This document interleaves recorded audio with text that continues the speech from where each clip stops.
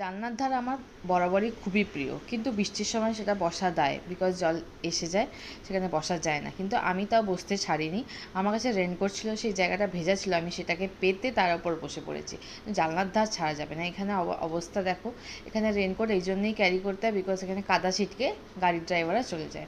আর বিকালবেলা খেতে এসে গেছি বড়া পাও, ভীষণ খিদে পেয়ে গেছে, কী খাবো করে আলটিমেটলি আমাকে সেই বড়া পাও মুম্বাইয়ের খেতেই হলো, যেটা আমার খেতে একদমই ভালো লাগে। তোমরা দেখো ভালো করে, ভেতরটা পুরো আলু দিয়ে করা, আলুর চপ দিয়ে পাউরুটি খেতে ভালো লাগে কখনো, তো সেটাই খেতে হলো। আর এখানে চলে এসছে চাটা পরে এসছে, তাই এখানে চাটাও খেয়ে নিলাম। আর শুধু বড়া পাও দিয়ে হয়নি, একটা বড়া দিয়ে তারপর আরেকটা পাও দিয়ে সেটা দিয়ে চা দিয়ে খেয়ে নিলাম। আর এসে দেখি বাড়িতে যে নেই, ঘড়ির ব্যাটারিটা শেষ হয়ে গেছে। সেটাকে আবার এসে মুছে, মানে ওইটা যে ওই মানে স্কার্ফটা তো অলরেডি নোংরা হয়ে গেছে, তাই জন্য ওটা দিয়েই ভালো করে পুছে আবার সুন্দর করে লাগিয়ে দিলাম, নাহলে খুবই অসুবিধা হচ্ছিলো।